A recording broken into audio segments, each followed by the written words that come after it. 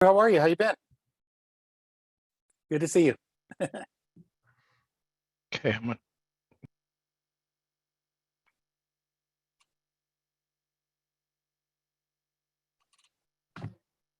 Thank you everyone for joining. We'll be starting shortly.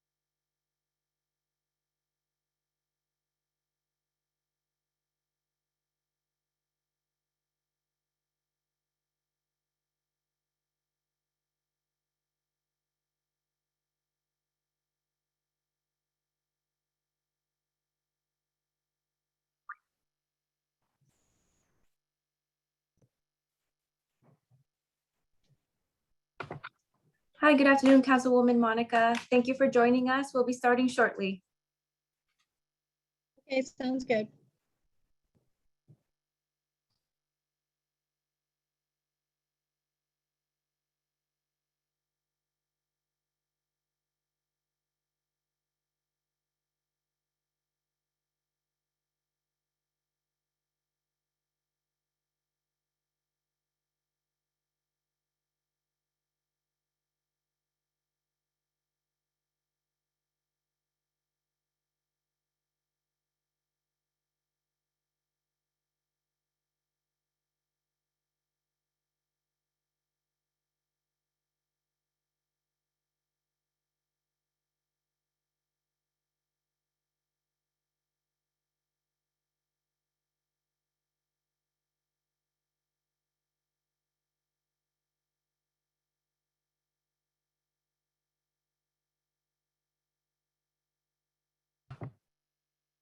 Hi, thank you everyone for joining. Councilwoman Monica Rodriguez. We'll be starting shortly, promptly at 3:05.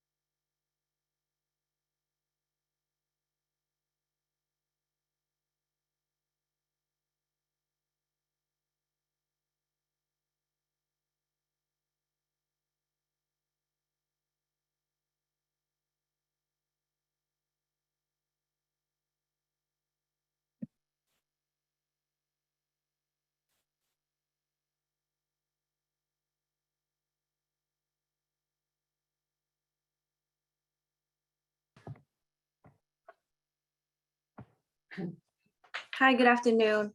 Thank you everyone for joining us in navigating city contracting opportunities with Councilwoman Monica Rodriguez. We'll be managing Q&A via the Zoom function. And we'll have an account manager available to take questions. And if you experience any technical difficulties, please reach out to me at mildred@3dnetworkscorp.com.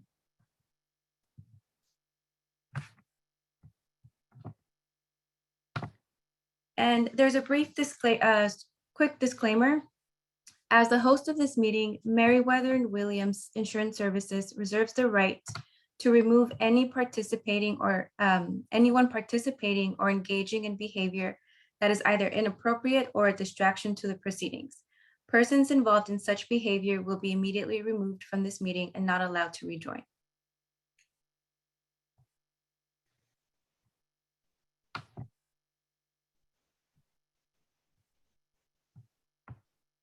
Good afternoon, everyone, and welcome. Thank you all for joining us this afternoon. My name is Ingrid Merriweather, and our firm is the administrator of the City of Los Angeles Contractor Development and Bonding Assistance Program. It is indeed an honor and pleasure to be here with you today to inform you about the city's program that assists contractors with contracting capacity and business growth. All the program services are funded by the sponsor, so the program is available at no cost to you. With a population of nearly 4 million, Los Angeles is the second largest city in the United States and the third largest metropolitan economy in the world, with over 140 different counties represented in its diverse demographics. Recognizing the importance of encouraging the economic stability and potential of small contractors within this vibrant community, the City of Los Angeles established the Bond Assistance Program in 2005, which is now known as the Contractor Development and Bonding Program, or as we call it, CDABP, which helps diversify and expand opportunities for small, minority, women, and veteran contractors to participate in city construction projects, as well as assisting these firms with growing their capacity. Councilwoman Monica Rodriguez was elected in 2017, becoming the first woman elected to serve the 7th District. Prior to her election, Councilwoman Rodriguez served as a member of Mayor Richard Reardon's administration and Chief Deputy and Senior Policy Advisor to Los Angeles School Board President Caprice Young. She served as Vice President of Los Angeles City Board of Public Works, appointed by Mayor Eric Garcetti. During her time as Vice President, she created the Small Business Academy, which helps small, minority, and women-owned businesses compete for infrastructure and public works projects, which serves to bring jobs back into the city's diverse communities. While on the Board of Public Works, she spearheaded the creation of the city's Contractor Development and Bonding Program and has been a strong advocate for small, minority, and women-owned businesses to this day. Our councilwoman graduated with a BA from Occidental College. She and her husband are raising their 2 children in Mission Hills, and I'd like to personally thank and welcome Councilwoman Monica Rodriguez, leader and champion for the city and its small businesses. So please welcome the Honorable Monica Rodriguez. Thank you so much, Ingrid, and I want to thank you all for putting on this virtual event. I know we've all adapted as much as we can to what we previously used to do, which is have these convenings in person. I know I hosted a couple in my own district over in the Pacoima City Hall office, but I think this new virtual space has enabled us to connect with a wider audience. And so I want to thank the members of the business community that have joined on because these programs are imperative. And we appreciate you making the time to learn more about the opportunities that we're creating to allow you to have a competitive opportunity to get a larger share of the construction contracts and business opportunities here in the city of Los Angeles. As was mentioned, I was previously serving on the Board of Public Works, and for me, it was imperative to create greater opportunities for those emerging businesses to get a piece of the construction pie. And in the city of Los Angeles, we have done an incredible job of expanding that opportunity, but frankly, we need to do a great deal more. And these bonding opportunities and some of the programs that we've created through this effort with Meriwether is expanding the opportunities for you to have the cash flow and the resources that you need to be more competitive and pursue these opportunities. And so I want to thank Meriwether for pulling these events together, because I think it's important that we continue to help uplift and inform you all of these opportunities, because frankly, we're here to make sure that you become the next prime contractor. Essentially, we want to grow more of our minority and women-owned businesses to becoming, strengthen their opportunities to compete against some of these larger interests. And the reason why is because we get more value for our tax dollars when there's more competition in this space. So we want to thank you for making the time and for committing to really identify new opportunities for you to expand and grow your businesses, but more importantly, to understand that here in the city of Los Angeles, we want to be a partner, and we're your partner and your advocate and ally to help expand those opportunities. That if you are working as a sub, I want to also acknowledge our incredible Bureau of Contract Administration that does an incredible job of making sure that they are holding the feet to the fire of the primes. That if they're if we are issuing contracts that indicate that you will be a part of it, that we're going to hold those agencies accountable to making sure that you are in fact very much woven into the fabric of these contracts. So again, it's with tremendous gratitude that we continue to offer these types of programs, and I'm going to continue to be that advocate to make sure that we expand more opportunities for small businesses and minority-owned businesses to be competitive in this process. But I want to thank Meriwether. I want to thank our Bureau of Contract Administration, because we have, with particular respect to the fact that the federal government and our state continues to look at expanding opportunities for infrastructure work. We want to make sure that you are armed and prepared to get a piece of that work that will continue to be funded here in the city of Los Angeles. So with that, I thank you, and I'm going to turn it over to our friends over at Meriwether to continue on and inform you of some of the opportunities for you to get a piece of this action. Thank you. Thank you, Councilwoman.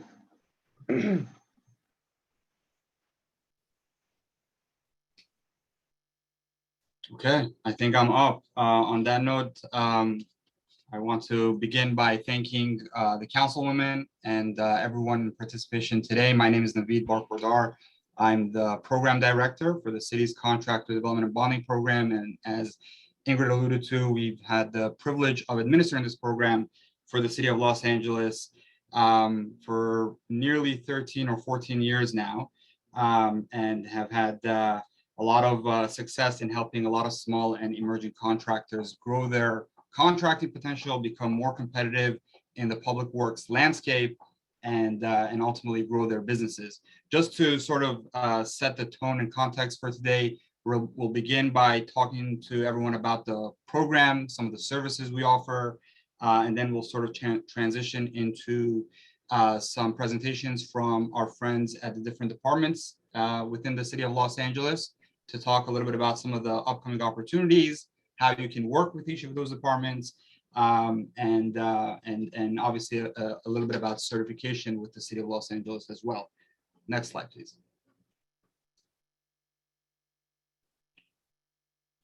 So just very quickly, for those of you who are not familiar with us, Meriwether & Williams Insurance Services, a full-service property and casualty insurance brokerage firm. We operate within the insurance industry. We do a lot by way of consulting and insurance brokerage services, particularly in the public construction arena.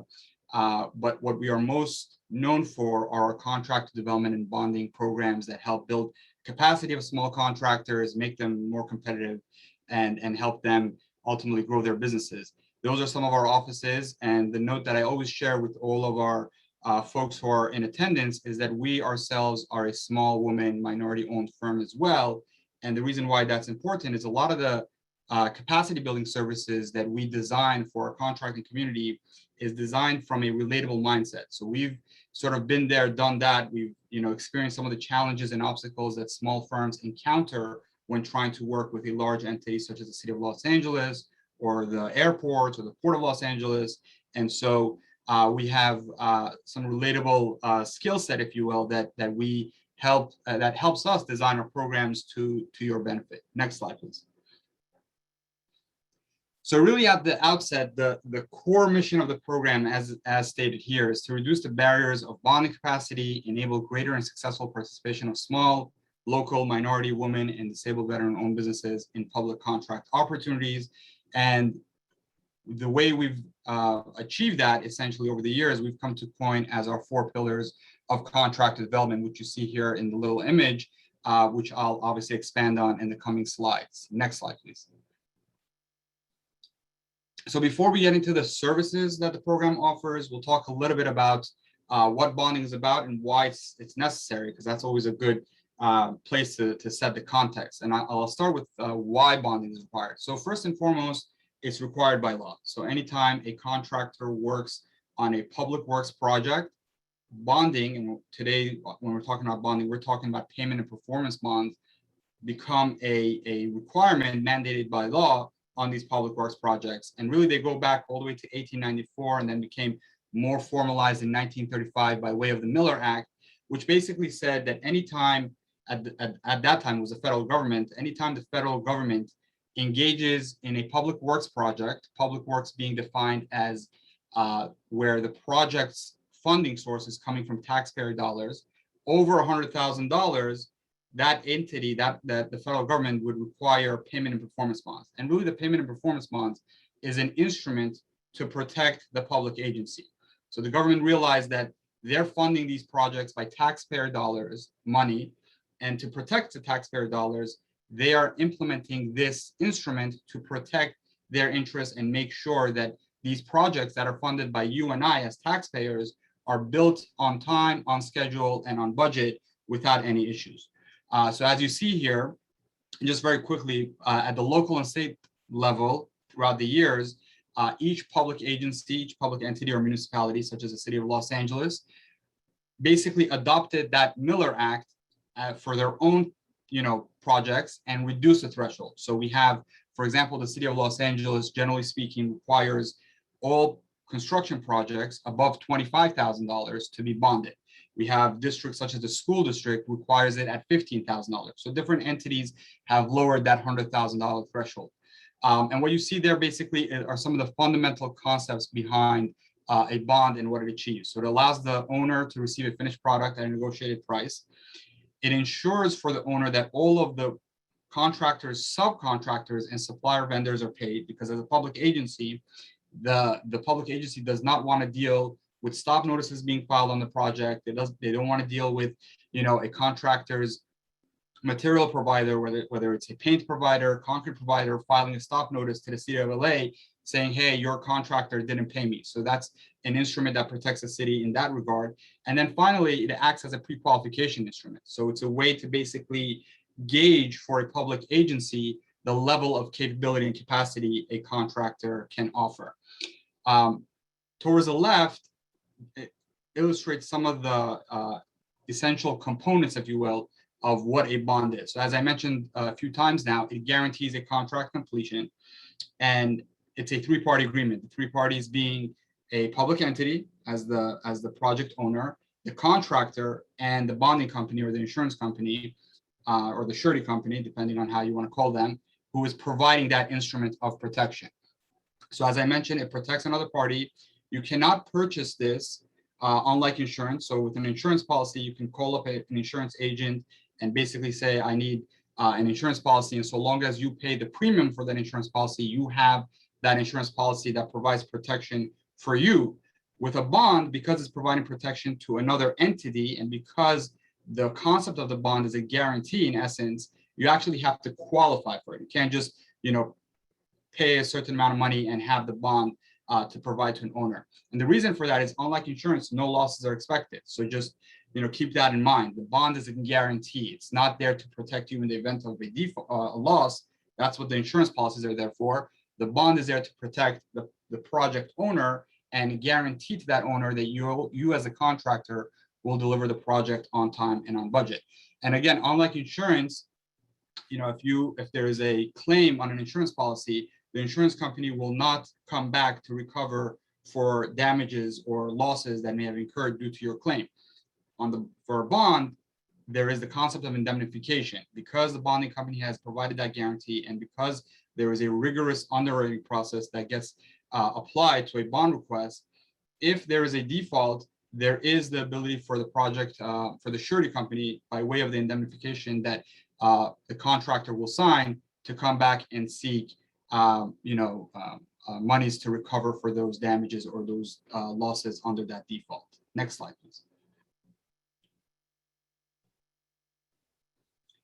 So some of the services that we offer, obviously, fundamentally, we help contractors obtain or increase bond capacity. So at the outset, if you come to us and you do not have an agent, we help pair you up with an agent that understands small contractors, has relationships with bonding companies that provide bonds to small contractors. And critical to this service is obviously contract development, capacity building, and technical services. So I believe in the next slide, you'll see some of these services in more detail. But essentially, everything we do is to help put you in a position that you could, if you haven't already obtained bonding, obtain bonding. If you have bonding, help you grow your bonding capacity so that you can basically be competitive and be able to secure public contracting opportunities. And I'm not going to go into too much detail in today's presentation. We have a separate workshop or seminar that focuses on all the ins and outs of bonding. But just to give you a sense of why this is necessary, bonding is the bonding companies do a thorough underwriting process. And a lot of small firms don't necessarily meet all of the underwriting criteria. So there are a lot of different strategies, if you will, risk mitigation strategies that we've been able to cultivate over 20 plus years of doing this, where we help mitigate some of the loss for a bonding company and in essence, put the contractor in a position that they could secure that larger bonding capacity. A new aspect of or service that we're providing on this program is what we call contract financing assistance. So this is contract-based financing. As I'm sure many of you in attendance today know, it's sometimes difficult to obtain capital or working capital for contractors, and banks, especially the larger banks, are known for not being, not wanting to lend to construction contractors, all the more so for smaller construction contractors. So what we've been able to do, and I'll expand upon this in a bit as well, is partner with a lending partner that basically has allowed us to offer the ability to provide capital on a contract that you may have obtained. So in other words, once you're in possession of an actual contract from one of our public agency sponsors, we have the ability to provide you with working capital through that, through our lending partner. Another thing that we do right out of the gate is we pair you up with one of our account managers. So we recognize that a lot of the small businesses that come to us don't necessarily have all the resources to help them grow their business. They may be really good at what they do by way of the actual construction practice is concerned, but when it comes to the operation of the business and more so the back end, if you will, there isn't enough, or there usually aren't enough resources. So one of the things we do is pair you up with an account manager whose sole focus is to help you identify avenues to grow your business.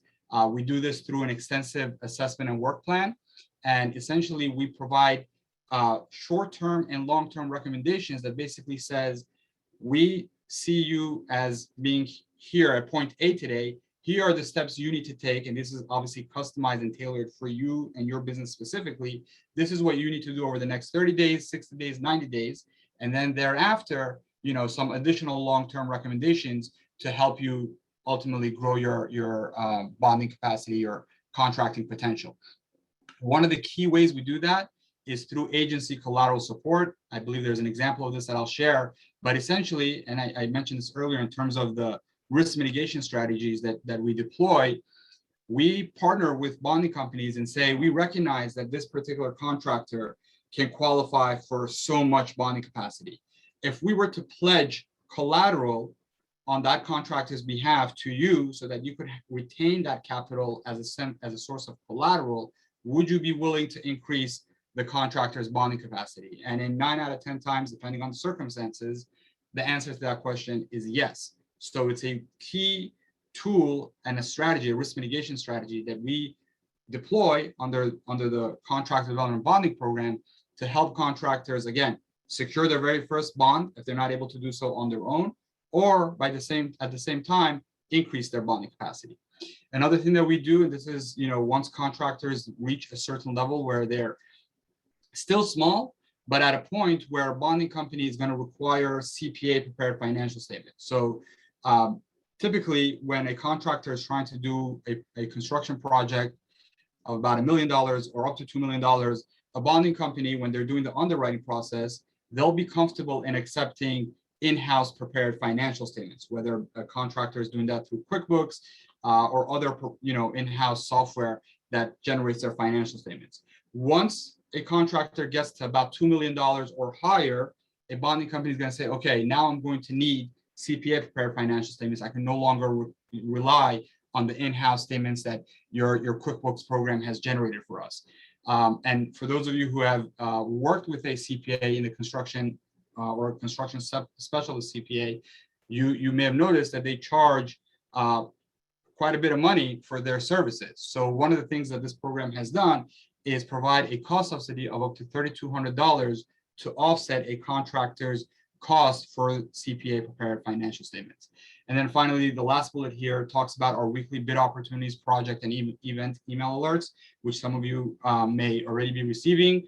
And basically, this is a publication that we issue every Wednesday afternoon, which is a compiled list of various pre-bid opportunities, networking events, educational events, important announcements, basically a one-stop shop, if you will, guide for opportunities that small contractors can benefit from. And in many instances, we have a lot of information where we demonstrate to the contractor community in terms of stuff that's going on in the greater Southern California contracting arena. And we've even heard from contractors that they sometimes rely just on this publication because it's so comprehensive. And we actually embed links into actual RFPs or invitations for bids so that you could see if there's something of interest to you. You could just click on that link and it'll take you directly to that public agencies portal, which in essence is basically another tool and strategy to help alleviate some of the time that you as small businesses may be spending on different public agencies websites, seeing what types of opportunities and events may be of importance and relevance for you. Next slide.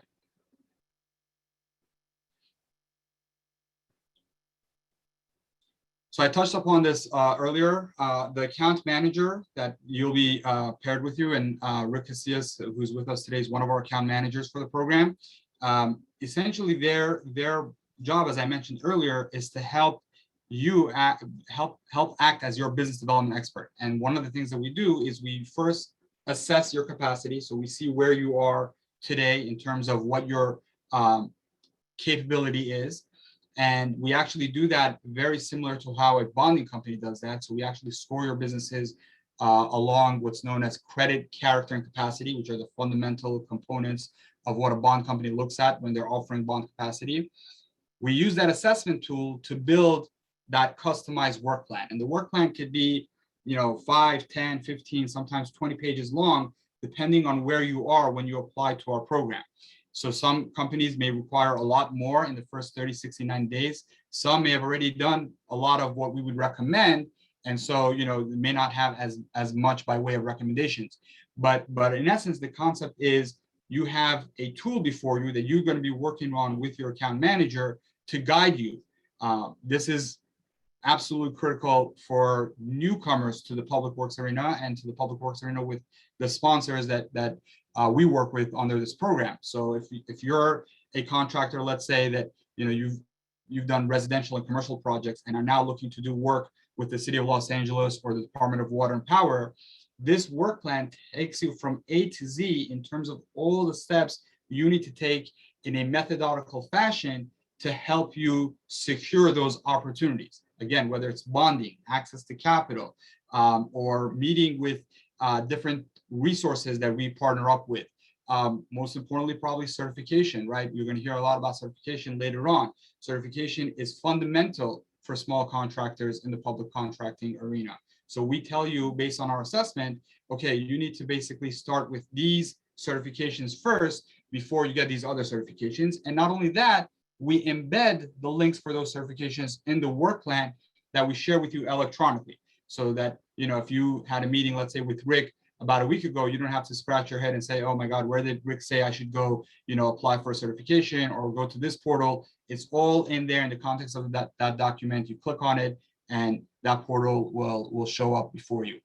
Another thing that we do is a contractor profile. So many small businesses that apply to our program, I would actually say small and some medium-sized businesses as well, believe it or not, do not have a lot by way of advertising their services. So what we do is essentially the equivalent of a capability statement. We create what we call a contractor profile, which highlights some of your key services and has different information that's of importance in the public works arena. So whether it's certification, that will be featured on your profile, whether it's your bonding capacity and what level you could bond up to, that's going to be featured. Some of your notable projects that you may have done will be featured on the profile. Of course, your services, maybe a quote or two along with a picture of some sort, and NAICS codes. That's another thing that we advertise. A lot of public agencies procure opportunities through the use of NAICS codes, which I believe stands for the North American Index Classification System, or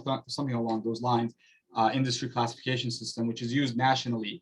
So we advertise some of those NAICS codes that are within your services on this profile.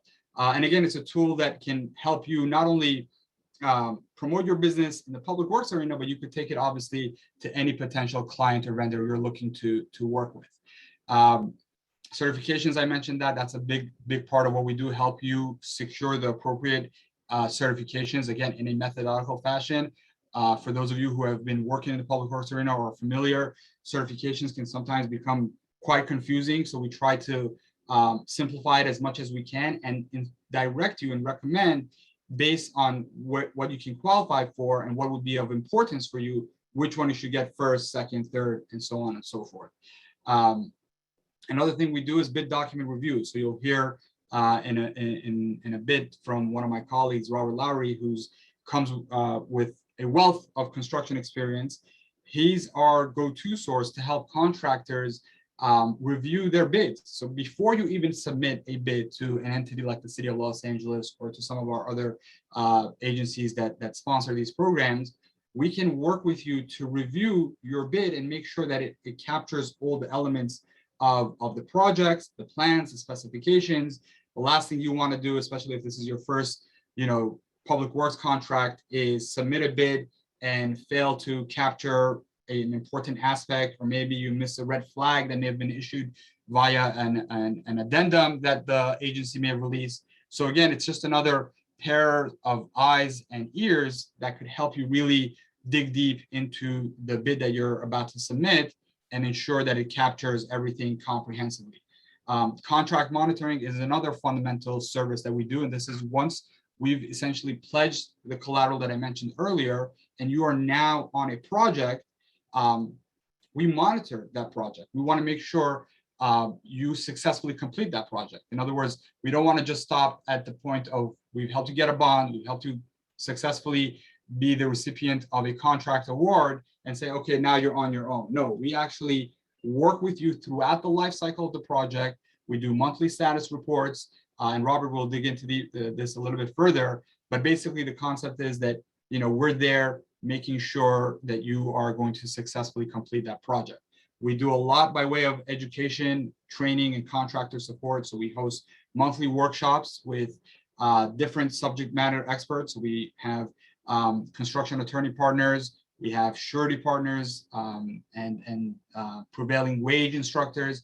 Basically, we try to deliver to the contracting community seminars that are of basically conveying important information within the public contracting arena. So for example, we have seminars on joint venture. We get a lot of questions about contractors coming to us and say, hey, these really large mega prime contracting firms are creating joint ventures to go after huge projects. Can I do the same with maybe another small contractor peer of mine? If I have $1 million in bonding capacity and my friend has another $1 million in his firm, can we partner up and go after a $2 million project? So the answer to that is potentially yes, but there's, you want to know how to be able to create a joint venture to be able to pursue those opportunities. So again, we bring those attorney partners. They have, sometimes an hour, 2-3 hour seminars on these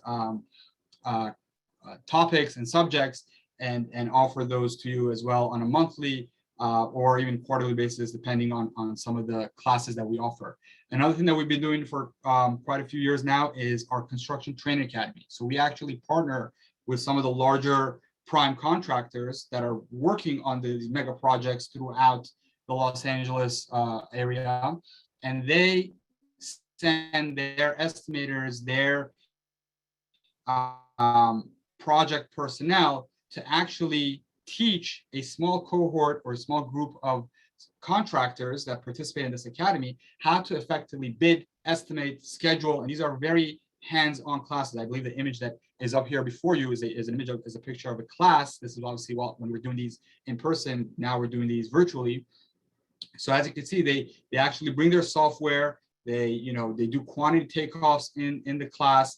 They review schedule of values. They review milestones, and basically it's an avenue that helps you learn some of the best practices that these firms who've been doing this, maybe 100+ years are imparting onto our smaller contractors, and a great way not only to learn about some of these fundamental concepts when it comes to public works, but also to meet some of the key decision makers at these prime general contracting firms and build relationships with them as well. And that speaks obviously to our prime partnership program too. So we work very closely with a lot of these large prime contractors. I'm sure you've heard of them, the Skanskas, the Clarks, the Swinnertons of the world.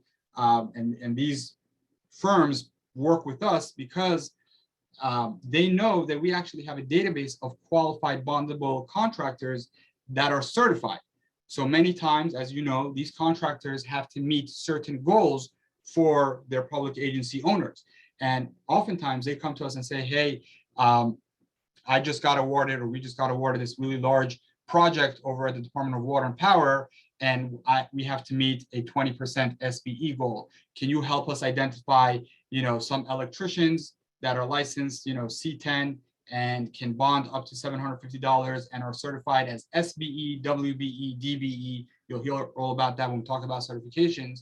So sure enough, we can obviously, work within our database and feed that contractor a referral list, if you will, of potential contractors that they could work with. And in many instances, we've seen that the prime contractors will often work with one or two of the firms that we've recommended them. So it's another way that we help contractors secure opportunities by working with prime contractors who are actually in possession of public works contracts. Next slide, please.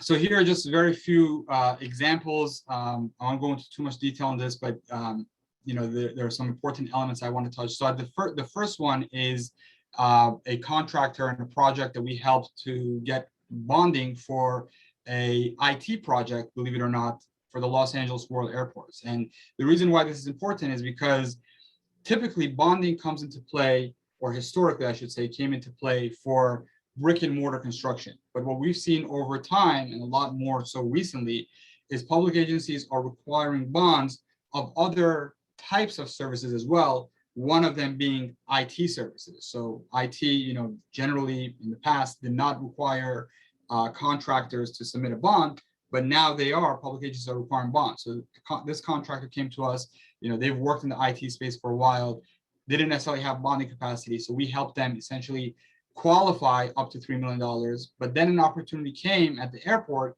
where their estimate for this project that they wanted to bid was closer to $6 million, or 5.7 to be specific, as it says here on the slide.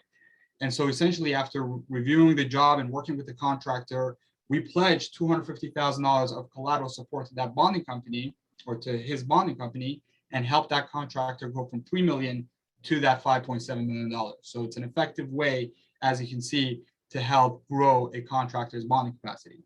The second one is also an interesting one, because it shows sort of the fact that there is no no project that's too small or too large that can qualify for these services. This was a contractor that didn't have a concrete contractor that wanted to do some concrete pouring over at the Port of Los Angeles, didn't have any bonding capacity prior to their enrollment to the program. And we worked with the bonding company to help them secure a $23,000 project. So as you can imagine, well, in this case, the bonding company basically said that the only way they were going to give the bond for this $23,000 project was if that contractor pledged 40% of that to the bonding company to get the $23,000 project. The contractor didn't have that at the time. Obviously, with the help of the program, we were able to pledge that 40%, help them secure this bond for this $23,000 project. And sure enough, this was their first awarded public works project. And from what I understand, this contractor is now doing in excess of $500,000, even $600,000 on public works projects without any collateral support. So again, these demonstrate that this collateral support is an effective tool in mitigating a bonding company's exposure to a small business, but more importantly, helping the small business secure adequate bonding capacity for public works projects. Next slide, please.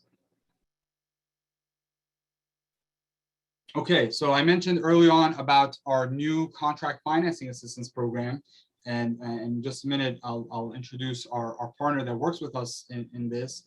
But basically, this is a tool, and I won't go into too much detail on a lot of these bullets here, but the fundamental point to understand is contractors now have a source to get access to capital when they've been awarded a contract. So essentially, this is contract-based finance. And as you can see on the third bullet there, the contract that you've obtained, and again, we do a lot to help you obtain that contract, but once you obtain that contract essentially is used as collateral. It's your accounts receivable. It could be used as accounts receivable in the sense that it's a secure mechanism by which you as a contractor are going to be paid on this public works project. And so, traditionally, when it comes to access to capital and contractors trying to secure lines of credits or working capital, they have to demonstrate that they're able to pay the loan back.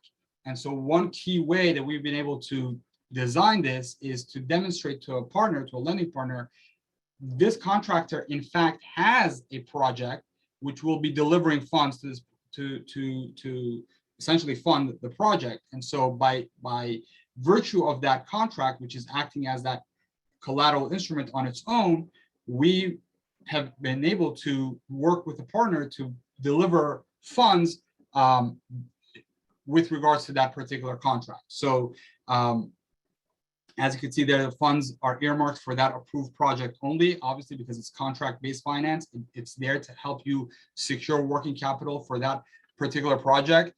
And there's a lot that we do with you to be able to demonstrate what we call cash flow projections. So you're obviously going to be receiving proceeds from that contract, which we help put into play with the lender to demonstrate over a certain amount of time, this is how much cash is going to be infused by virtue of this contract.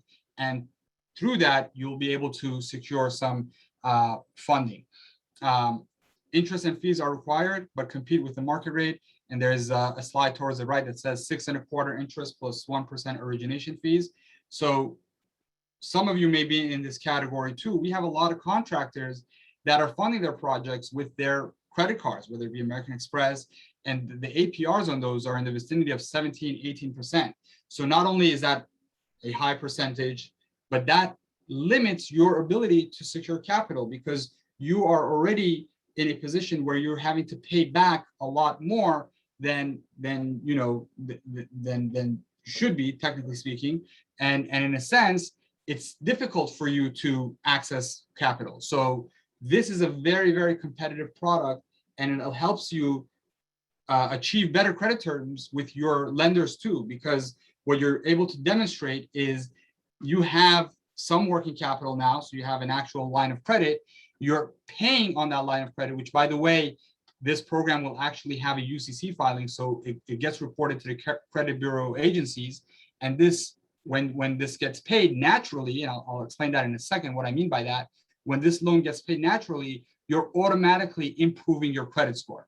And the reason why it's getting paid naturally is because fundamental to this arrangement is third-party funds administration. So as another requirement of this program, once you are receiving contract financing assistance and you've now had essentially a loan, which by the way, the limits here as it shows on that second bullet towards the right is a max of $250,000.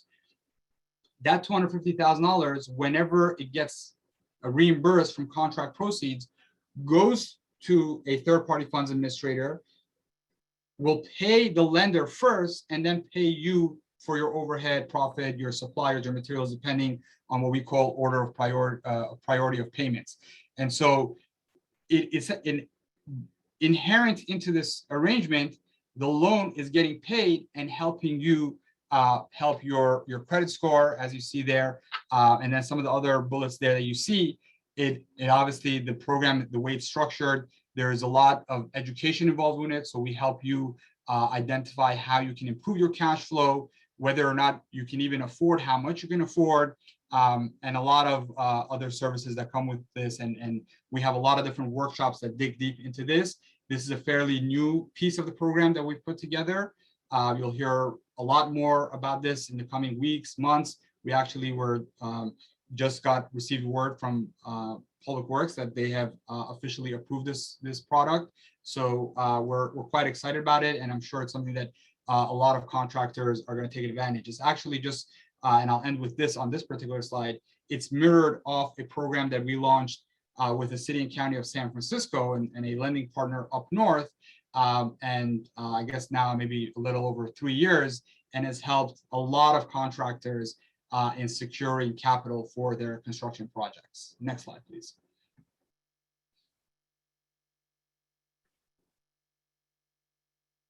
So I have the privilege of introducing our funding partner. So you heard me share a bit about our contract financing assistance program.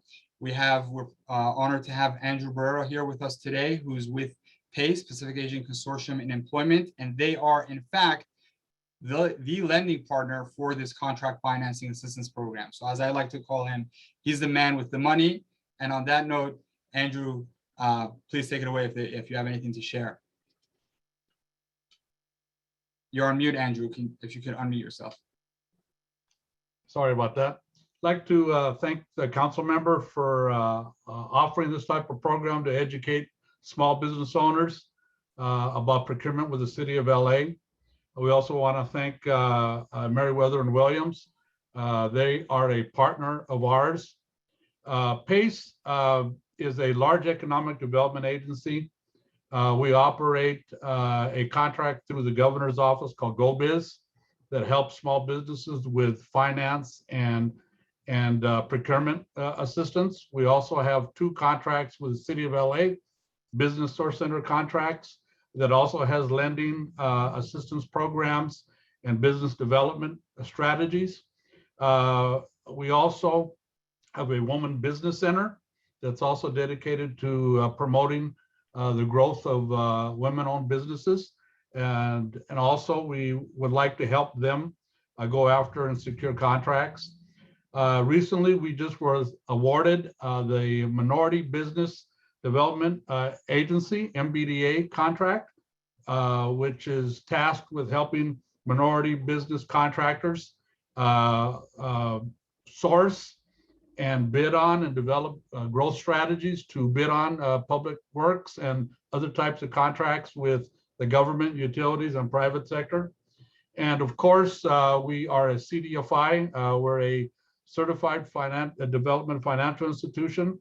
And through that program is where we're partnering with Meriwether here on the contractors financing assistance program. So we are a multi-faceted agency that's here to assist all small businesses in the city, statewide, and even nationally to some degree, to help you reach your goals of growing, creating jobs, asset growth, and becoming more sophisticated and applying for larger and larger contracts. So basically, with that said, I would like to say that actually our capacity under the CFRAP program is we have the ability to go up to $750,000 in loans. So it's on a case-by-case basis. The parameters that Naveed mentioned, those are the general parameters. But if you were to get a larger contract, there's a possibility that we can be more creative, and we would work closely with Meriwether and Williams in trying to develop that program out. The interest rate as well may be workable in addition. So it can range anywhere from 4.5 up to the 6% or so that is listed here. It depends on the contract and on the contractor and the borrower. And with that being said, I'd like to turn it back over, but we are a resource for you. You have my contact information here, and we look forward to working closely with the city, the council office. And one last shout out. I used to work in the mayor's office at CD7 and the state assembly as well. So I have an affinity for the businesses within that district. And with that, I'd like to turn it over. Thank you. Great. Thank you so much, Andrew, and thank you for being with us today. And thank you for willing to extend the 250 to 750, obviously on a case by case. Yeah. But we appreciate your partnership. So thank you for being with us today. I'm going to go ahead and turn it over to my colleague, Robert Lowry, who's our field support project manager, and we'll discuss some of the field and construction related services that we offer for our contractors. Robert.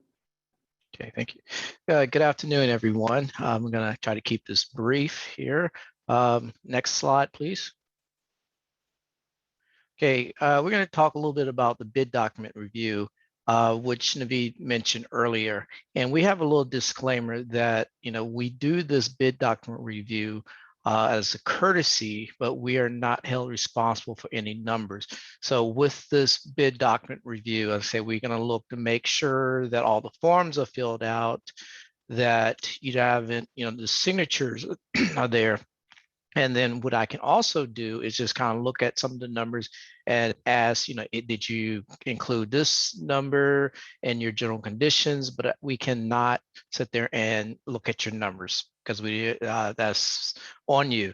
It's also part of the service. We do attend bid reviews. So as with the city on Bavin, they have everything listed, and we have an account manager or myself or someone that will attend the pre-bid so we can get a lot of the information to help assist the contractors that's in our program.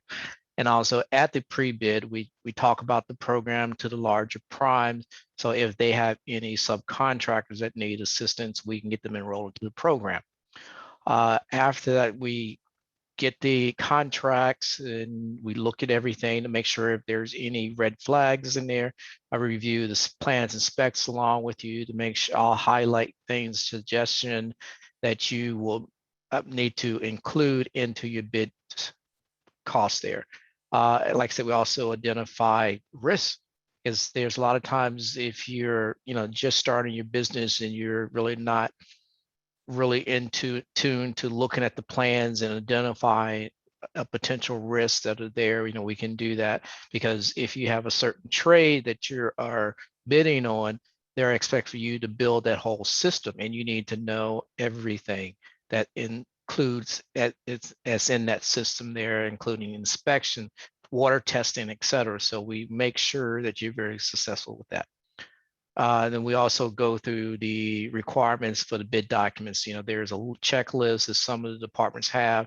We'll go through that checklist with you to make sure that you have included everything, because it's more of the low bid, but responsive bid as well. And this is what the responsive bid is about, making sure all the documents are included in your bid at the time of submission. So we like to do this in 2 phases. So initially we'll get everything, go through it, meet with you. You make the corrections, bring it back to us, and then we'll do one last review before you submit. And we would like to, at least 4 or 5 days is do the final bid review with you. So let's not try to wait until the last minute to say, hey, I need help here, because then we're going to be rushed and won't be able to provide a great customer service. And then we also can do a post-bid debrief. If you were not a successful bidder, we'll go through and see, since the numbers are publicly, we can look to see, you know, where you are. Then you can also request a debrief with your prime or the agency to see where your deficiencies are. And that way that can help you better prepare yourself for the next go around. So there's a lot of services that we can do that's not listed here. But like David said, I am here and I'm like the resident expert with a lot of this stuff with over 20 some years of experience in project management and construction. Next slide, please. With contract support, so once you are awarded a project, we have a kickoff meeting and we'll go sit down with you, your project manager, or if you feel superintendent, foreman, whoever is going to be running the job, and yourself, to go through this job start checklist to make sure that you have identified everything that you need to be successful with the project. You can't just hit the ground running. You just got to make sure, especially with public works, there's a lot of reports, certified payroll. So we're going to go through this list. You know, it's a lengthy list, but if it doesn't apply, we'll just cross it out. But it's get you into the habit of doing this on every job that you do. Once you're on the job, we do monthly check-ins with contract and principal status reports. And we get these from the hiring agency or the prime, that they do the contract status report, and then you do the principal status. So we get these monthly and we compare the progress percent complete. If there's any issues out there, you're going to document this on this open change orders. There's a lot of information that I compare with each other. And then if I see anything discrepancy, I will then reach out to both parties and say, hey, can someone clarify this? Is really important because that helps us keep the job moving. And also if you have, with the billings, funds control, like we talked about, we also get that monthly report to verify that the funds are being paid in timely fashion, and that we are within close, like maybe a 30 days off of the billing, but the amount of money is there, so I don't see any discrepancy. We also look at your construction schedule to make sure that you have identified all your activities and to see if anything of your activity falls within the critical path, because we don't want you having delay in the job and liquidated damages kicks in. So that is real critical. And a lot of times with submittals and shop drawings, you have to also include that into the schedule, because that is time of producing the shop drawings, submittals, review. So that's a lot. And then once that is approved, then the clock starts to tick for the manufacturer. So it's critical that you understand the schedule and the critical path. Once prior to COVID, I would do monthly field visits to the project sites and go through, any issues in the field, work with your foreman, the team that's in the field, and just do some problem solving out there. Also work with you on your change order logs, because that's a key thing. If you're on these jobs and you have a lot of open change orders and they're not getting closed out, that's money that's not coming into you. So I always try to say reconcile monthly on your change order logs, change orders requests, so that way you can bill. Because at the end of the job, you don't want to have a bunch of change orders out there and you've completed the work. So you want to make sure that closed change orders is very important as you're going through, because you want to bill monthly on that. Closeout, we just make sure that you're meeting the closeout requirements with that. So there's a lot of things that we can do to help you. And it's like, do not be afraid to ask, because we want to make sure that you're successful with your projects. And that way you can get the funds, your bond release and collateral release. And then also with the CFAP being in there now, we want to make sure that that's being repaid in a timely fashion as well. So with that, I'm not going to keep going, but there's a lot of contract support that we can offer within this program. Next slide, please. So here is our contact information for our department. department. So if you, for more information on the program, please give us a contact, contact us, and we will continue to assist you. And if you're not enrolled in the program, this is the opportunity to get enrolled to the program and then get assigned to our account manager. So thank you for your time.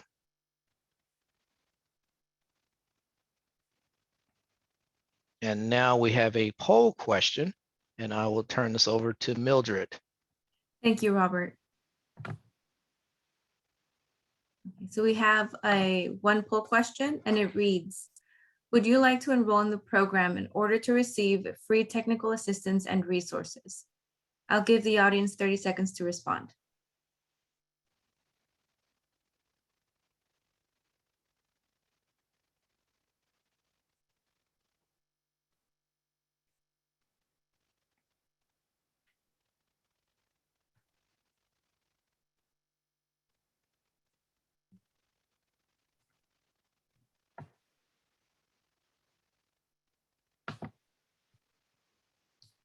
Thank you. And we'll go on to the next presentation.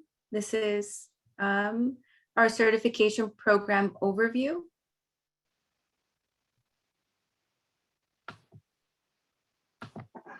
Welcome, and thank you for your interest in the City of Los Angeles certification programs.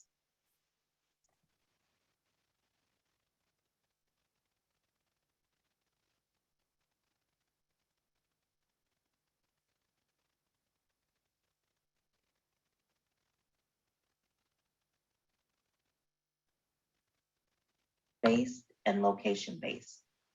Only for-profit firms can apply for these certifications.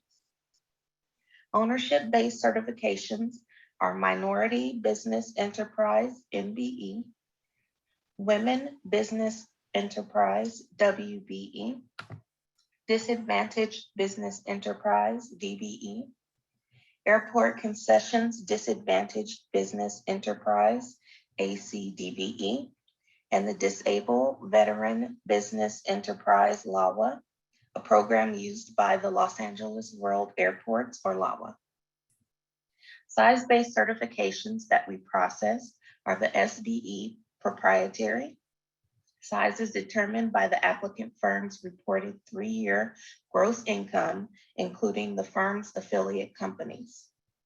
Location-based certifications are the Local Business Enterprise, LBE, the Local Small Business, LSB, and Local Transitional Employer, LTE programs. The firm must be headquartered in Los Angeles County. Only for-profit firms can apply for these certifications. LTE is the only program open to nonprofit firms.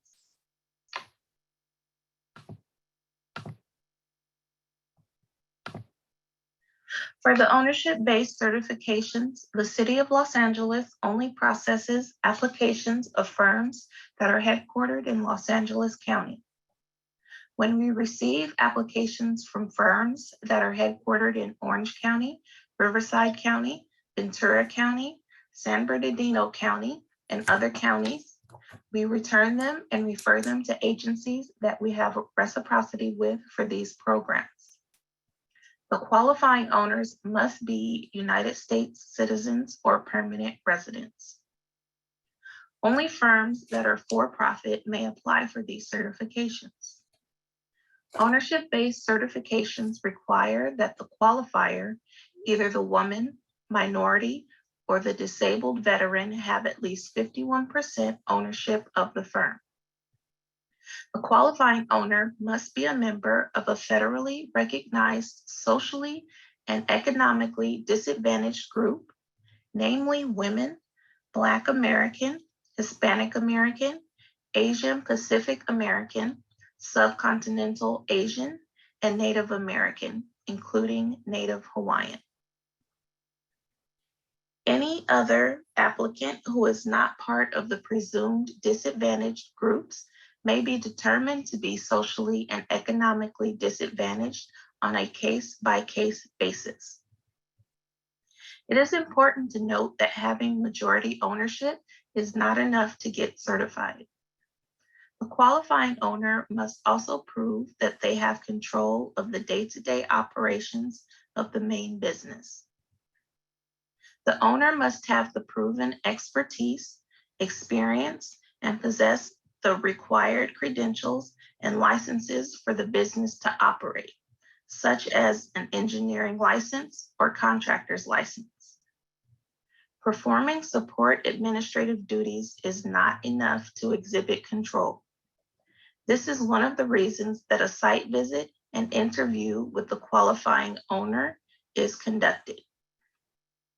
LAWA defines DVBE in part as a firm certified by the United States Department of Veteran Affairs or the United States Small Business Administration as a service disabled veteran-owned small business, or certified by the state of California as a disabled veteran business enterprise and verified by the Department of Public Works.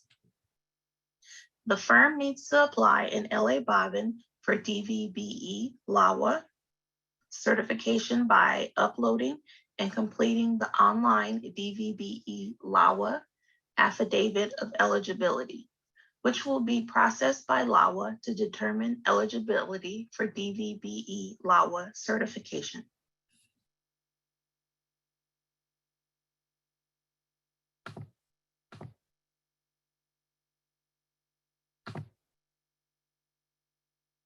The federal certifications of DBE and ACDBE have distinct differences. The main difference is that the Airport Concessions DBE program is only for firms that are either located at the airport that provide goods and services to the traveling public, or they provide goods and services to the concessions or the businesses that are in the airport, even if the firm is not located at the airport.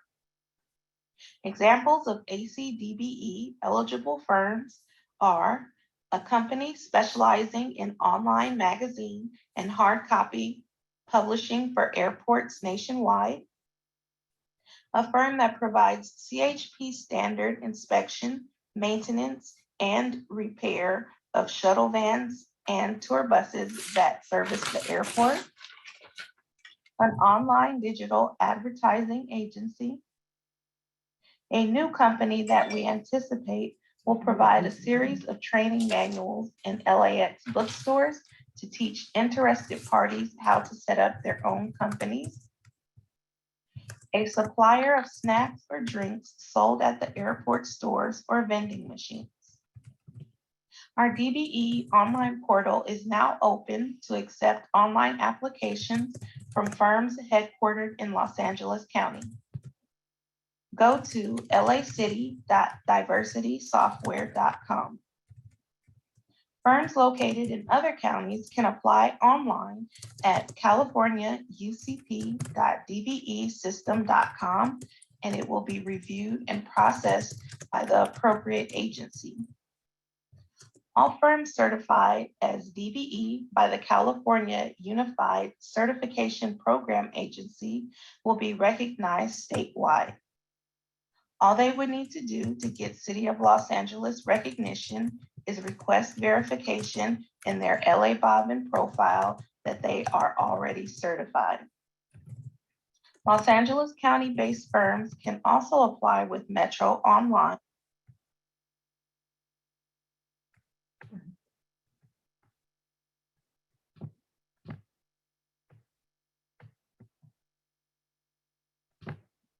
All applicants for MBE or WBE only certification must fill out all the fields in the application form. If something is not applicable, put n/A and state a reason and submit a statement of fact explaining the reason why. An incomplete application delays the review process, so make sure that all questions and fields are answered.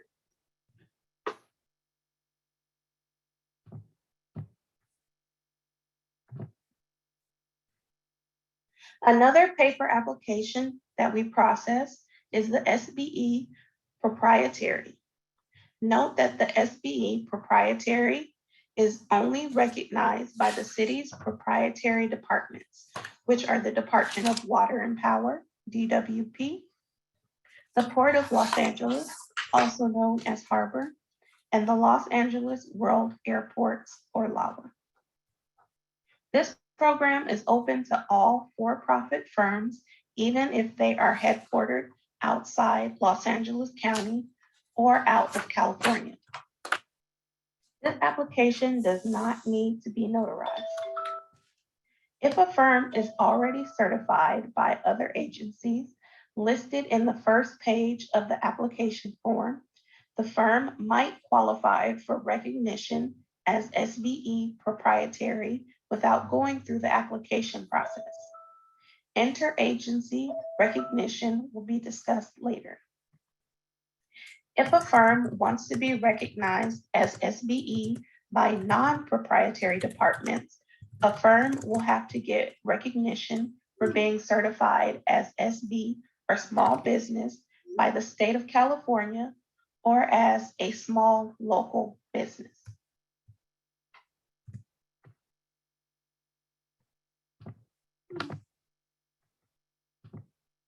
At the gross receipt, the third certification category is location-based for local businesses. We have the Local Business Enterprise, LBE, and Local Small Business, LSB programs, both which require a firm to be headquartered in Los Angeles County. The LSB program has a size cap of $5 million, meaning that the gross receipts, including affiliates, for the previous fiscal year must be less than $5 million. The Local Transitional Employer, LTE program is open to for-profit and nonprofit firms that have an established program for hardest to employ population.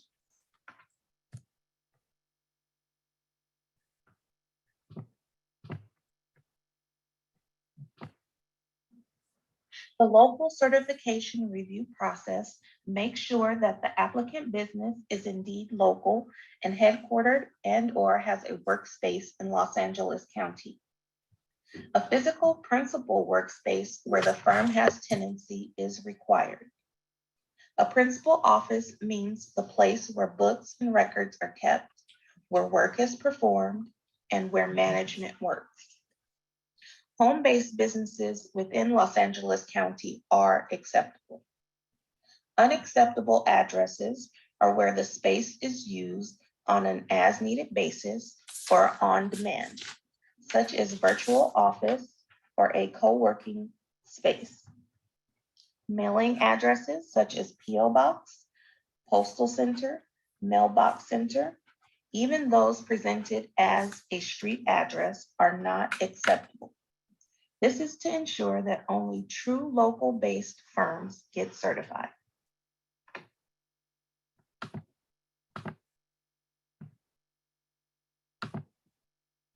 The city's new local business preference program is in place to boost local business participation in city contracting and increase employment opportunities for transitional workers.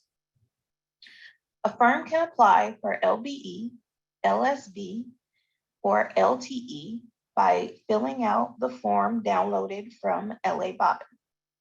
The forms can only be uploaded by the administrator of the firm's LA Bobbin account. As part of the review, our office will email the administrator of the firm for copies of required documents to prove that they are local, meaning their principal office is located in Los Angeles County. Applicant firms must have a workspace within Los Angeles County and be able to submit proof of tenancy. P.O. Box, mailing centers, virtual office, co-working spaces, membership agreements are not acceptable addresses. The applicant firm must be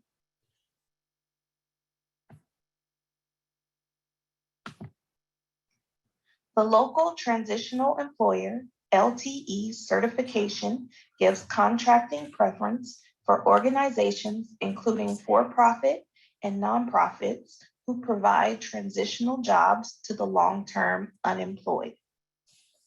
The organization must have a minimum of 1 year of providing transitional jobs and support to program participants.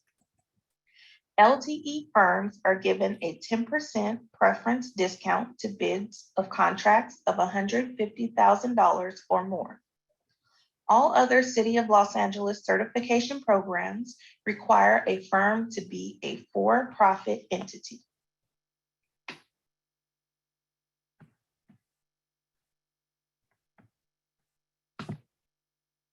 To summarize, the certifications that the City of Los Angeles processes have specific application methods.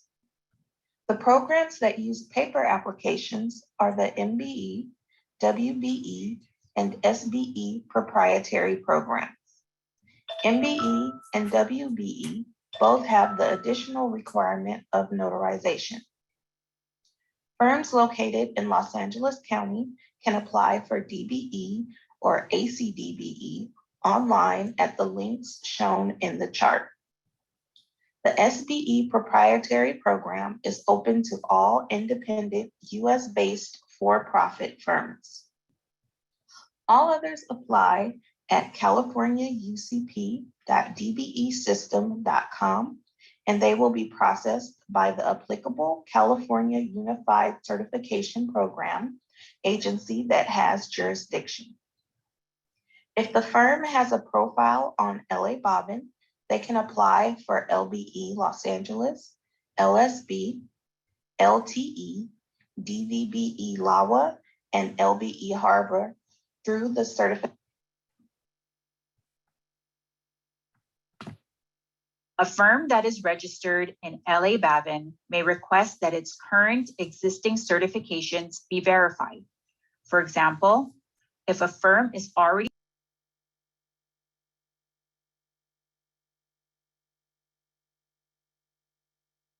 recognition in their certification page. Remember, the DVBE and the DVBE LAWA are two different certifications with their own specific eligibility requirements. If a firm is certified by other recognized agencies as DBE, MBE, or WBE, the firm can request verification so that the certification can be added to their profile.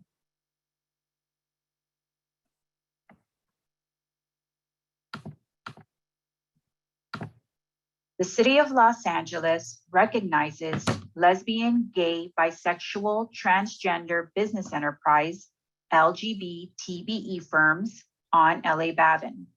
We do not process LGBTBE certifications, but verify if they are already certified by the National Gay Lesbian Chamber of Commerce or NGLCC. If a firm is already certified by the NGLCC, it can request verification on LA.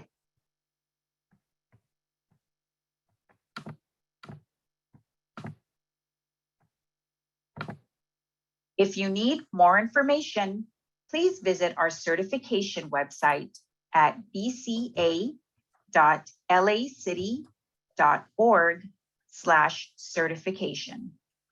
For questions, send a detailed email to bca.certifications@lacity.org.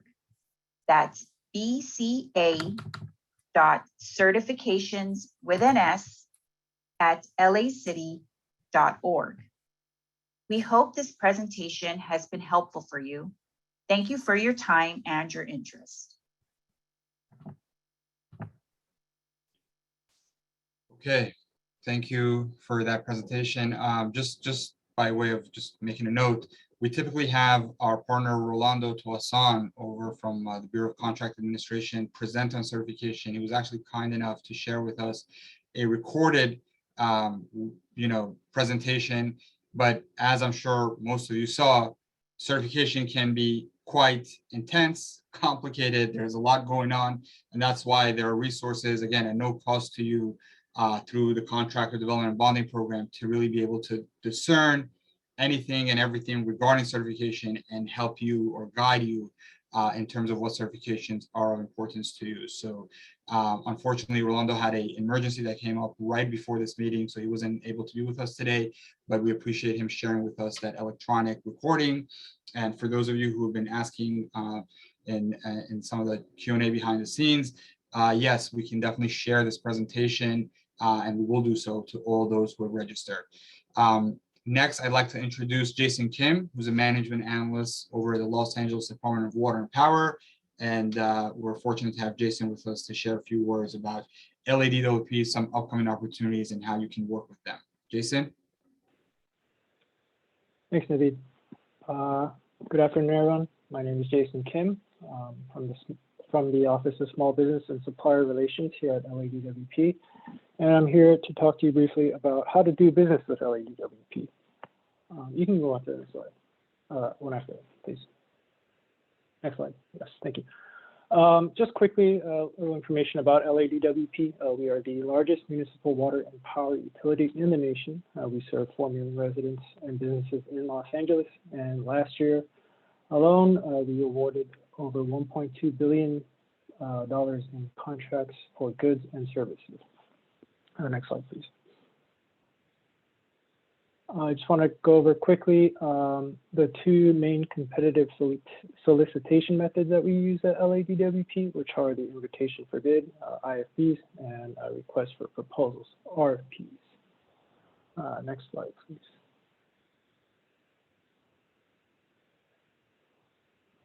An IFB, invitation for a bid, is typically used for construction projects, materials, equipment rentals, and non-professional services. They are sometimes referred to as low bid or in the past a sealed bid. For IFBs, there are no exceptions allowed, meaning bids must conform to all terms, conditions, and specifications of the IFB, and they are awarded to the lowest price responsive and responsible bidder. Next slide, please. Requests for proposals, RFPs. These are typically used for professional, expert, technical, or other complex services, including design, build, construction. RFPs have a predetermined evaluation criteria, such as technical, management, and past experience, as well as a cost factor. For RFPs, exceptions may be allowed and negotiations may take place, and they are awarded to the highest scoring proposer based on stated selection and evaluation criteria.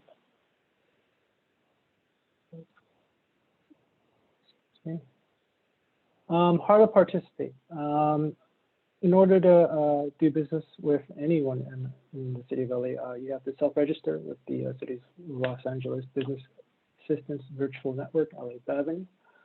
You can do signing up with LA Bavin. You can view contracting opportunities. You can create a user profile to be automatically notified of new postings. You can download the documents associated with posted opportunities. You could also look up past awards to gauge if you're in the competitive range. You can also take a look at things that the city or LADWP purchases, and you can also look at when contracts expire or the bids will expire as well. It's a lot of useful information, but this is required for you to do business with the city and LADWP. So this is probably the best step and in order to start doing business with the city. Next slide, please. Just real quickly, I just wanted to talk about our Sbe DVB, which is our Small Business Enterprise and Disabled Veterans Business Enterprise Participation Program. This program applies mostly to contracts over $150,000 services, construction and rentals with operators. It's a contract-specific mandatory Sbe or DVB participation requirement that is set as a percentage of the contract. And bidders who do not meet the minimum mandatory Sbe or DVB participation requirement will be deemed non-responsive. And LADWP's overall annual goal is 25% for Sbe participation and 3% for DVB participation. Next slide, please. Finding opportunities. This is Supply Line. This is a newsletter that Supply Chain Services publishes quarterly. I believe a new one was uploaded this month actually. It gives you a 3-month look ahead at the projects at LADWP. And so if you're curious about what kind of projects are upcoming, this is probably the best resource you can have in order to get a heads up on what's coming up. So I highly suggest that you look at this if you were interested in looking to do business with LADWP. It sorts contracts by dollar amount and also by the different divisions we have in the department. So I highly suggest, again, take a look at this. Next slide, please. Just some quick tips to get your business ready. Again, register on LA Babin. Have all license requirements if applicable. Also look into SBE or DVB certifications if applicable. Just to note, these certifications must be recognized by LADWP, and that information will be included in the proposal of the bid when you do bid. And also lastly, make sure you have a LA Business Tax Registration Certificate. Every person who is engaged in business with the city is required to obtain a tax registration certificate or obtain at least an exemption. And you can obtain these through the Office of Finance website at finance.lacity.org. Next slide, please. Some more hints and tips. I would suggest just perform your due diligence and be prepared. Understand the statement of work or specification and the requirements of the contract. Make sure you do the bid or the contract or the proposal. Usually it's required that you attend the pre-bid and proposal meetings. So don't miss that, and make sure you sign in and check into those meetings when you do attend. Also network with the prime contractors, remain visible. You can also do that at these pre-bid proposal meetings. And when you do fill out the bid or the proposal, be responsive and be responsible. And do not give up. Keep checking. There's plenty of opportunities that come up, and keep checking Supply Line and LA Babin. And yeah. Next slide, please. Lastly, if you had any questions or need contact information or help regarding doing business with LADWP, you can contact the LADWP Office of Small Business or Supplier Relations at Supplier Relations Office at LADWP, or give us a call at that phone number below. Or you can also contact the LADWP Vendor Liaison Contact Center, which is, you can email them at perchbids, PURCHBIDS at LADWP.com, or contact them at the phone number below. And that'll be it for me. Thank you for having me. Thank you very much, Jason. And now we have from the Los Angeles World Airports, we have Jeanette Anderson. She is the Business Inclusivity Analyst and Engagement Specialist. She works in business, jobs, and social responsibility. Thank you, and welcome, Jeanette Anderson. Thank you, Mildred. Thanks again to Meriwether and Williams for hosting this event. It's always a privilege to come and speak on behalf of LAWA, but I have to give a shout out to Meriwether and Williams because I used to work for them for a very long time. So it's always nice to be able to still continue to work with Meriwether and the wonderful folks over there and the program. So next slide, please. Next slide, thank you. So I'm here today to just briefly go over with you some of the things going on at LAWA. LAWA is comprised of 3 airports, LAX being the largest, and then there's Van Nuys, and then Palmdale. Next slide.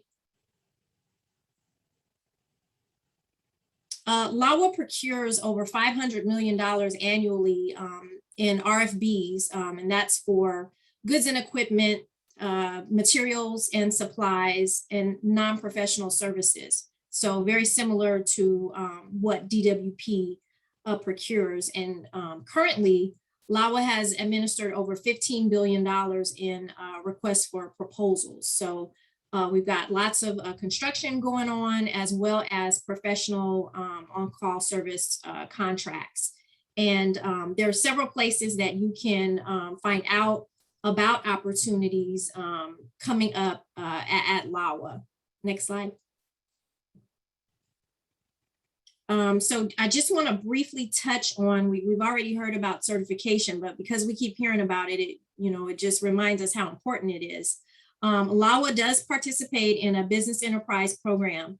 And so the certifications that we look for at LAWA on our construction projects are the SBE program, the LBE program, the DBE program, ACDBE, DVBE, and then on some projects, the SLB, and then that's for other goods and services that are, I think, $15,000 and less. But, just want to reiterate how important certification is for you as a business owner, as well as to prime contractors. So when you get certified, it makes you more attractive for prime contractors who are looking to meet the requirements that the airport sets on its projects. Next slide. This slide has information on LAWA's specific certification team. So that's headed by Sean Shimoda Kobayashi. He's the LAWA certification manager. So if you are looking to bid on a project at LAWA, there's a special certification unit that's part of the city of Los Angeles that will help you to get certified in those categories that LAWA is looking for. Next slide. And then again, also just reiterating that, our opportunities are posted on Babin. So, your greatest chance for finding out about opportunities is to make sure that your business is registered on LA Babin. And then you can also check LAWA's website for some opportunities. There's actually, and I can share the link, but there's actually a list of expiring contracts. So some of those on-call contracts, there's a list of when those contracts will expire. So you can take a look at that list to see, if you provide those types of services, when those contracts will expire, and then that, a couple months before those contracts expire, LAWA is going to, put together an RFP for those contracts. So that's a little tip for those of you who provide, certain types of goods and services. Next slide. So I work with the Business Jobs and Social Responsibility Division. And I just want to share a little bit of information about our division and what we do. One of our top priorities is focusing on diversity, equity, and inclusion for workforce and for businesses. And so we also perform program oversight on the LAMP, the Landside Access Modernization Program, the LAMP program that's, the APM train and the CONRAC, the rental car facility that's being built. And then also for the other capital improvement program projects that LAWA has going on. And so what our team does is, provide oversight on those projects to make sure that the business inclusivity requirements that these primes pledged, that number one, that they're meeting those requirements. And also for the developers who are on our P3 projects, so the APM and the CONRAC, in addition to the business enterprise requirements, they also committed to other inclusivity commitments on how they were going to create opportunities and assist businesses and the workforce, in creating jobs and opportunities for pre-apprenticeships, youth engagement, and a variety of other things. So our team makes sure that those commitments are being made. Next slide.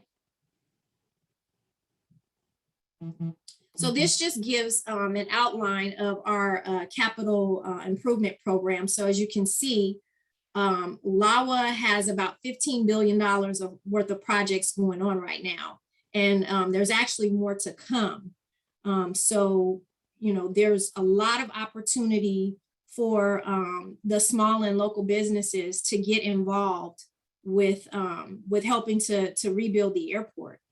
Next slide.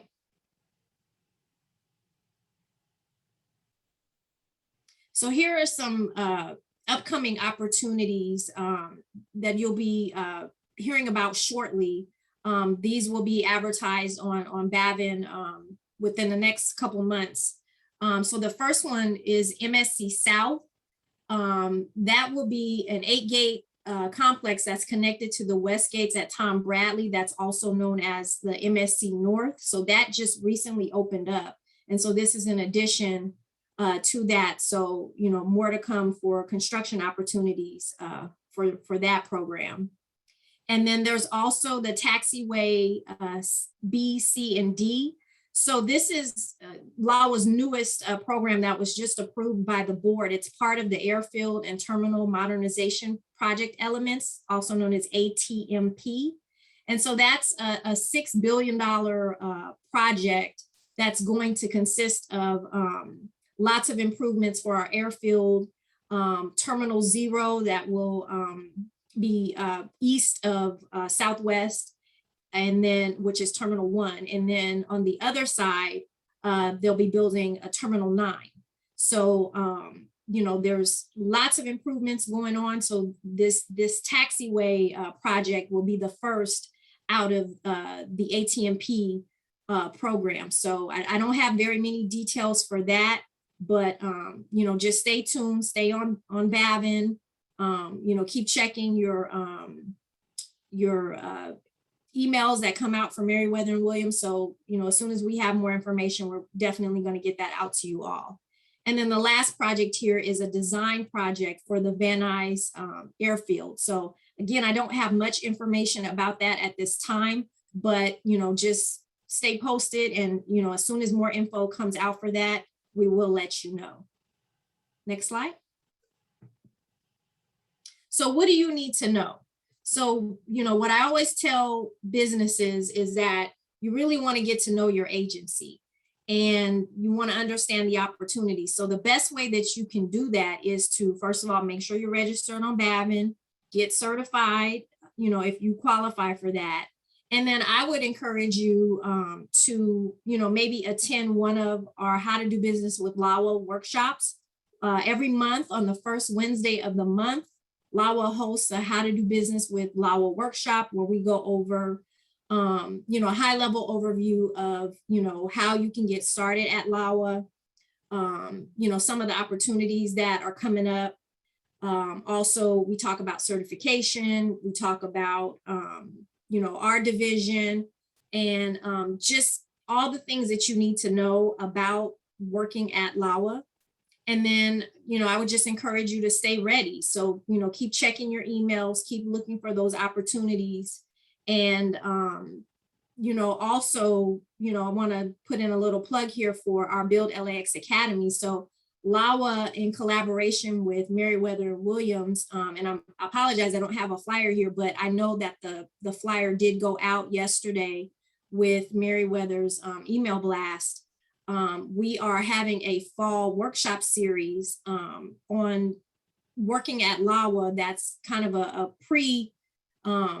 preview to our Build LAX Academy that we will be starting up next year. So really encourage you to look out for that and, attend those workshops so you can, get a better understanding of, how LAWA works and, what opportunities are coming up for you. And then you also want to network. So within all these trainings and different, places where you get to, meet other business owners and, some representatives from public agencies and primes, you always want to network. So, you continue to build your network because you want to be able to, maybe joint venture with someone one day. You want to build those relationships. And so, I really want to encourage you all to take advantage of all of the services. And, they're free, most of them are free. The ones that Meriwether has, definitely are, but it really gives you an opportunity to, build your network And, that really helps to grow your business. And so that's the other side of just, running your business. You really want to be able to, help yourself on the back end and, build your network. And then just knowing your customer, knowing, what your customer needs are, understanding, your product, and then also understanding, what's needed out there in the marketplace. So, a little saying we have here is be prepared. The doors of opportunity are open. You just have to be ready to walk through. Next slide. And so here's our contact information over here at Business Jobs and Social Responsibility. So if you have any questions, please feel free to give us a call or email us. Just FYI, we are still working remotely. So, give us a chance to, return your phone call if you call. But, the easiest and the fastest way to get in touch with someone is to email us. And so we will make sure that we get your questions answered and help you as best we can. Thank you so much. Thank you so much, Jeanette, for the information. And if anyone has questions about anything that she went over, stick around to the end of the presentation. We'll have a Q&A with the panelists. And now we have Ed Hahn, civil engineer with the Port of Los Angeles. Please welcome Ed Hahn. Hello, everyone. Thank you for having me. Ed Hahn, civil engineer with the Port of Los Angeles. So my job's easy. I know I'm at the tail end of the presentation, so I'll make this quick. Everybody before me did a great job explaining the whole certification process, so my job is pretty easy. I'm just going to share the Port's upcoming projects. On the slide on the screen is a one-year look ahead of our capital improvement program. The Port of LA is committed to creating opportunities for small and very small business enterprises, including local and regional businesses. So as was mentioned earlier, if you're an SBE, VSBE, or LBE and interested in doing work with the city of LA, you'll need to register through LA Babin. So the Port encourages SBE and VSB participation by including SBE, VSB percentage goals as part of our contracts. The Port has an annual 25% SBE participation goal, of which 5% is VSB participation. In addition, our contracts include a local business preference program, which allows local business enterprises to receive up to an 8% preference for any contract opportunity that is competitively bid up to $1 million. So the list on the screen represents construction projects the Port plans to begin construction on in the next year. The ones that are highlighted will be advertised and competitively bid through our online bidding system, Planet Bids. And the ones that aren't will be constructed under one of the Port's on-call construction contracts. Bidding opportunities with the Port can be checked through the Port's Construction Division Business Opportunity Network located on the Port's website. Currently, we have two contracts that are out to bid. We have the Harbor Administration Building HVAC Replacement Project, which includes the removal and replacement of existing HVAC systems at our Harbor Administration Building. Bids are due to close right now. I think it says October 19th, but I believe bids will be extended to November 2nd. And the other contract is the site improvements contract, which is one of our on-call contracts, which is typically used for as needed and emergency work. And I believe bids are due November 18th as of now. And we actually closed bids today on another one of our on-call construction contracts, the on-call remediation. So we have a lot of work going on at the Port right now. So I definitely, again, I would just encourage you all to check the Port's Construction Division Business Opportunity Network for the latest on upcoming contracts. And if anyone has questions about a particular project, contact info for the project manager is made available on the website. That's it. Thank you for having me.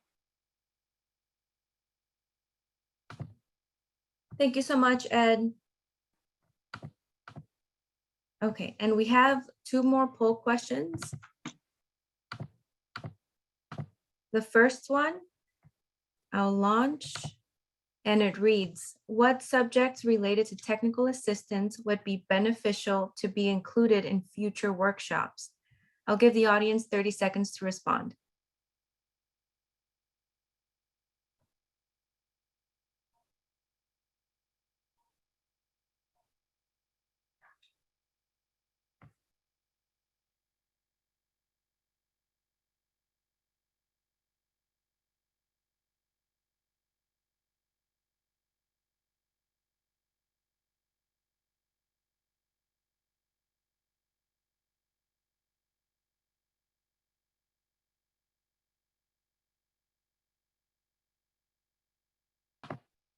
For the second poll question, we have, how did you hear about this workshop? I'll give the audience 30 seconds to respond.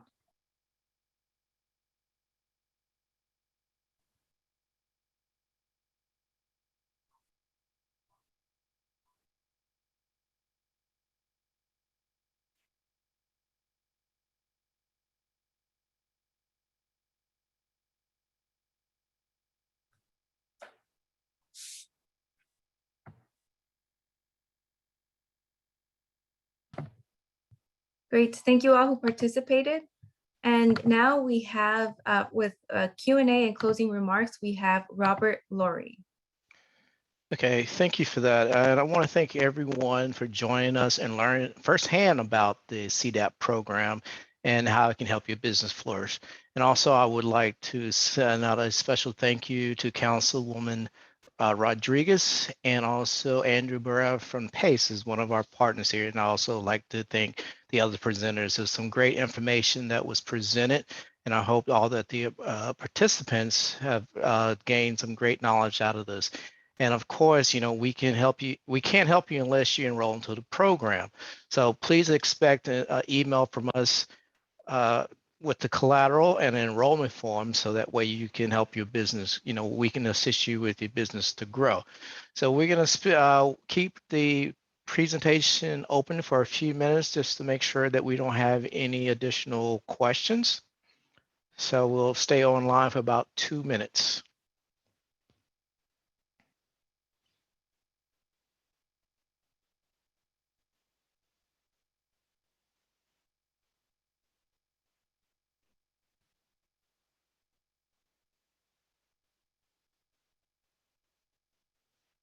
And I see Shanette put the link in for LAWA. Thank you for that.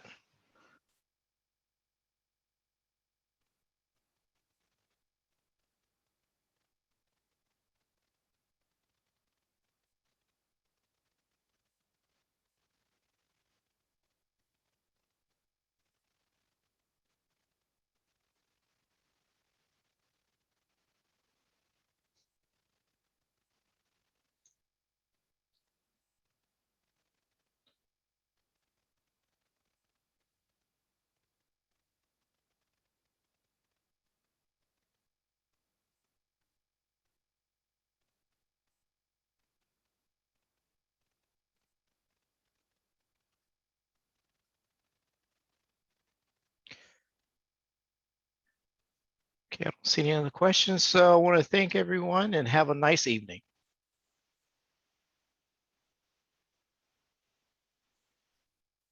Thank you, Robert. Talk to you soon. Thank you.